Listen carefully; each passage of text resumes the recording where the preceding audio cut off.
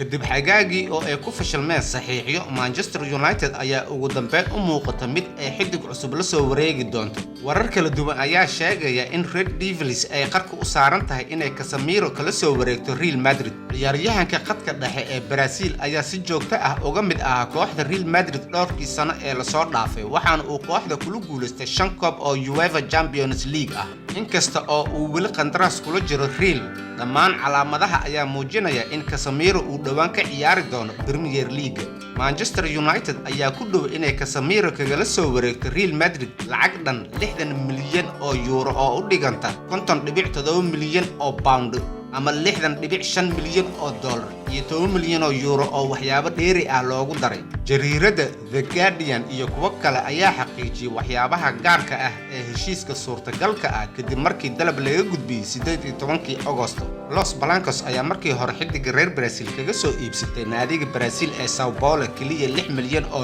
euro bishii July 2013 waxaana la filayaa in ay aqbasho dalabka Man United Casemiro ayaa sidoo kale lagu soo waramayaa inuu doonayo inuu dhaqaaqo Old Trafford waxaana lagu wareejin doonaa qandaraas soconaya ilaa June 2026 iyadoo dooq u ah sanad dheeri ah ciyaaryahanka qadka dhexe ayaa lagu wadaa inuu sanadkii ka qaato Red Devils 18 milyan oo euro sida uu sheegay Nicola Skira inkasta oo ay u muuqato in ay ka soo wareegtay 10 sano ku soo biiristiisa ciyaaraha isboortiga Casemiro wuxuu noqday 30 jir bishii Febraayo 2022 laacibka reer Brazil ayaa kulankiisii ugu horeeyay saftay isagoo 18 jir ah waxaan uu ku riyaaqay xirfad dhaawac la'aan ah Casemiro ayaa kaliya garoomada ka maqnaa muddo ka badan hal bil 2 jeer 2016 ilaa 2018 ah xilli ciyaareedkii hore 30 sano jirkan ayaa u ciyaaray Real Madrid 48 kulan tartamada oo dhan isagoo ku guuleystay La Liga iyo Champions League Casemiro ayaa dhawaanahan xirnaa maaliyada lambarka 14aad ee kooxda Real Madrid laakiin ma awoodi doono in uu lambarkaasi mar kale ku xirto Old Trafford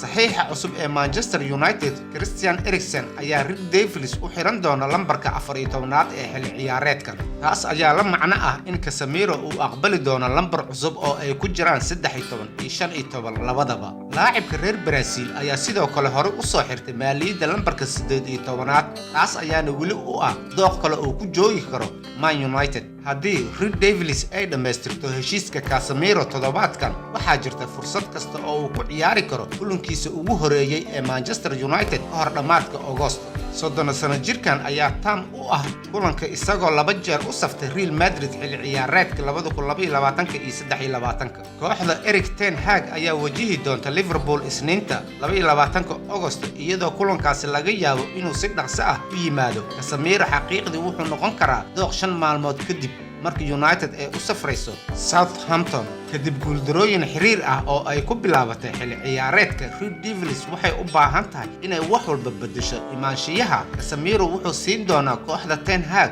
hogaamiyaha qolka labiska iyo hagaajinta qadka dhexe